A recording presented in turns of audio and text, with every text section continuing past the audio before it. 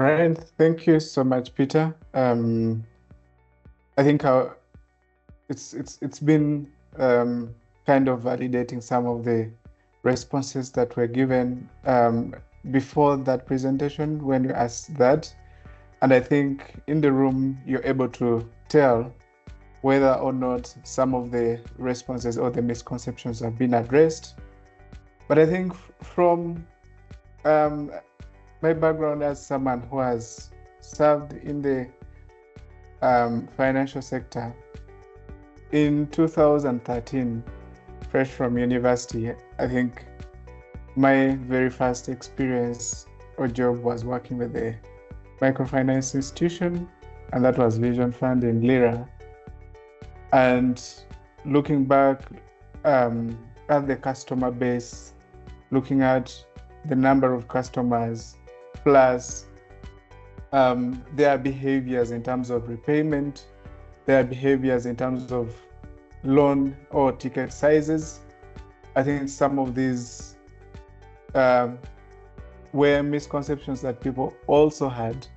And I think even those that serve women and other categories have a certain bias towards the women in terms of ticket sizes.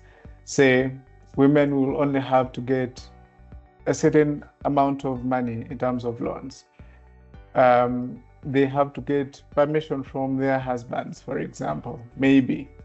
Or do they have, whereas the men sometimes get loans without seeking permission.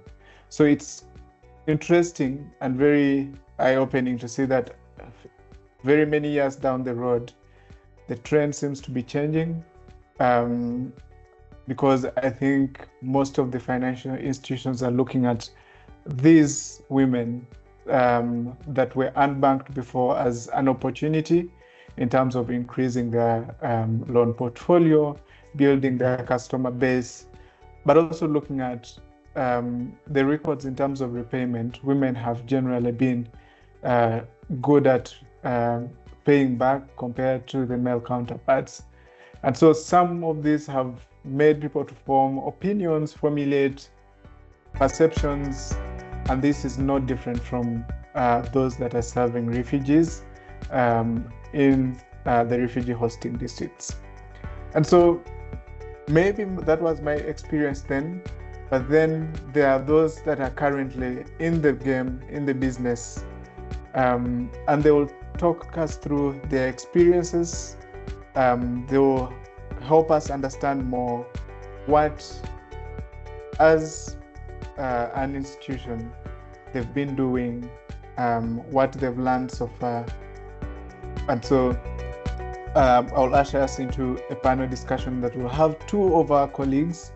But before that, I want to just open it up and see if there are any questions regarding the previous presentation from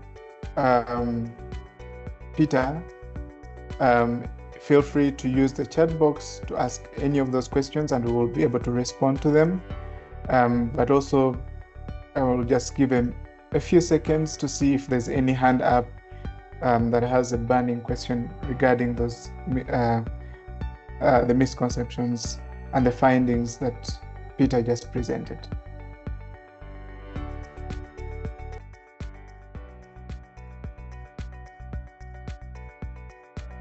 So opportunity going once, see if there's any brave person or anyone that has a question regarding that.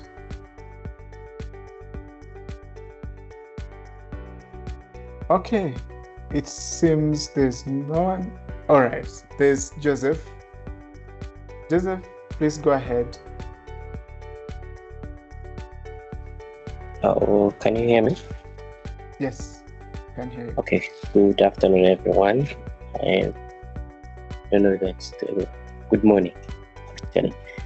Hope everyone is well. So, my name is Joseph Yugo from One Youth, One Heart, project coordinator. And my question will go to the statistics straight.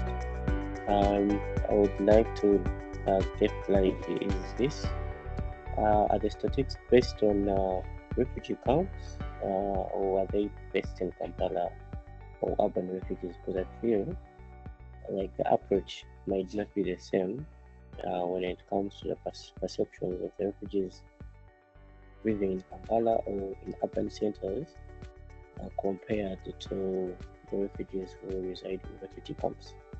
I just feel like if the statistics were taken on the two perspectives, then there should be some slight differences in how the women or decisions are made in homes, depending on where they live. And that really affects a huge amount of percentage on or how approaches are made in families. So I'd like to get some clarity about that, both from Masiko or the USAID statistics that it has been shared. Thank you. Thank you, Joseph. For that question, I'll hand it over to Peter or David to provide the response. Thank you, Ezekiel. Joseph, the statistics are mainly from the settlement. Yes, that's where the major influence is. Then the USAID also brings in a view from the settlements in Western Uganda. Yeah, thank you. Okay. Joseph, I think also it's majorly the Masiko team here. And so USAID, all that report that came from the AVSI USAID project is that team is not here. And so they are not able to provide context to that, but reference was made to the report that they published sometime back that was from the western part of Uganda, where there are refugee hosting districts as well. Yes, Patrick in the chat has a question. Is the growth in refugee finance trending in the depth of penetration with lending, or rather with breadth, as in coverage? So he wants to know whether there's more depth or breadth with the refugee finance trends. David, do you want to answer that? I'll give it a go then, probably, David. Yes. But it's mainly both. The penetration has increased over and above. We've had more players coming in. Besides the partners we've seen of recent, we've had Equity Bank has come in to lend. Opportunities also expanding, both in Southwest and Central, as well as Finca also growing strong, together with Yuga for Vision Fund. So the depth is expanding, the breadth is also expanding. We've seen entry into wider areas, especially in the urban setting. We are seeing more financial institutions serving in the urban areas. So in terms of the geographical location, it is increasing. In terms of more financial institutions, it's also increasing. So I'll take that both the depth and the breadth. Thank you. Okay, so I'll hold on there for the questions. We'll come back to the chat and again answer the questions. Please keep them coming. I'll redirect them to the responsible persons.